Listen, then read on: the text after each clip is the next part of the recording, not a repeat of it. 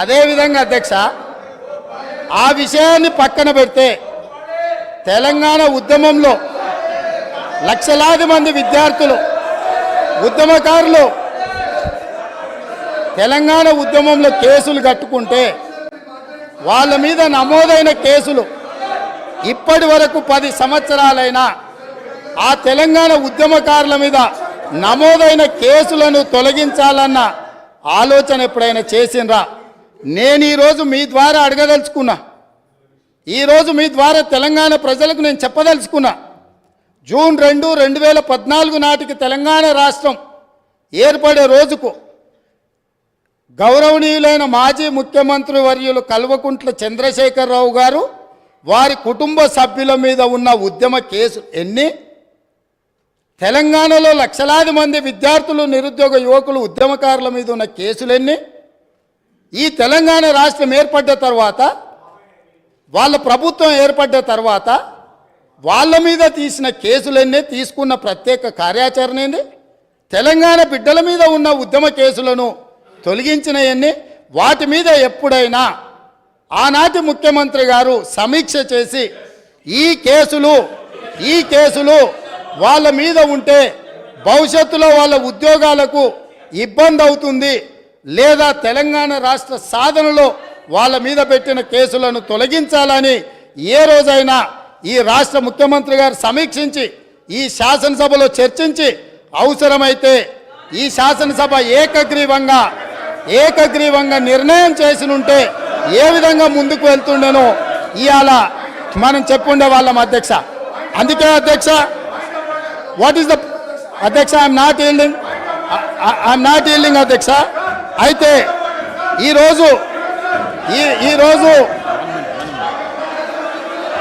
ఈరోజు వాళ్ళకొక నీతి, వీళ్ళకొక నీతి అధ్యక్ష.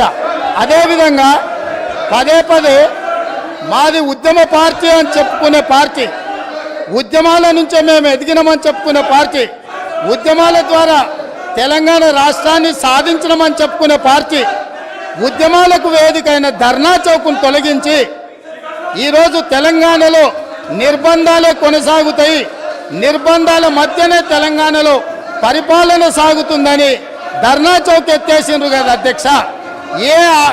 ఏ ఆదర్శం వీళ్ళు చెప్పదలుచుకున్నారు?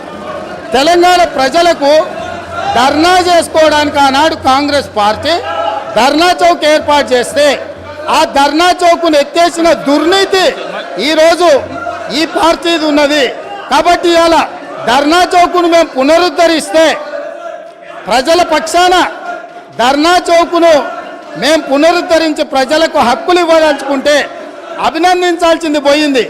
అదేవిధంగా నేను ఒక సూచన చేస్తున్నా అధ్యక్ష, ఇవాళ ప్రజల హక్కుల కోసం, ప్రజల యొక్క అభివృద్ధి కోసం ధర్నా చౌక్ను మళ్ళీ తిరిగి ప్రారంభించినాం. ప్రజాస్వామిక స్ఫూర్తిని నిలబెట్టాలంటే ఇక్కడ అడ్డుకోవడం కాదు, ఇక్కడ ప్రజలకు మేము చేయదలుచుకున్న మంచిని చర్చ జరగకుండా ఈడ అడ్డుపడడం కాదు.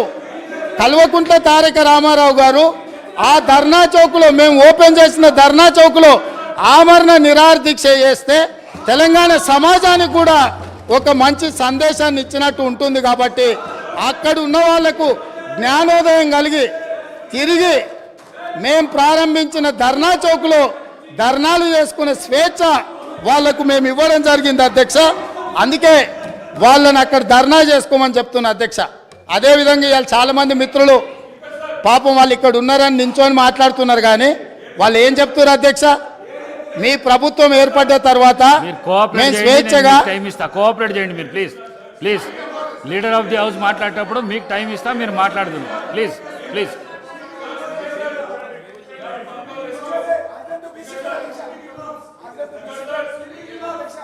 స్పీకర్ సార్, చాలామంది సభ్యులు కొత్తగా ఎన్నికైన వాళ్ళు కలిసి అన్న ఈ ప్రభుత్వం వచ్చిన తర్వాత, ఫలితాలు వచ్చిన తర్వాత మాకు స్వేచ్ఛ వచ్చింది, మేము స్వేచ్ఛగా మా ఫోన్లలో మాట్లాడుకోగలుగుతున్నాము. అంతకుముందు ప్రభుత్వంలో ఉన్న ఫేస్ టైంలోనో ఇతర యాప్స్లలో మేము మాట్లాడుకునే పరిస్థితి ఉంది. ఇవాళ మాకు స్వేచ్ఛ వచ్చిందని చెప్తున్నారు. సో వాళ్ళు ఈ విషయాలన్నిటిని కూడా పరిగణలోకి తీసుకుంటే వాళ్ళకు ఏం జరిగిందో మార్పు వచ్చిందేందో కూడా వాళ్ళకి అర్థమవుతుంది అధ్యక్ష. అదేవిధంగా అధ్యక్ష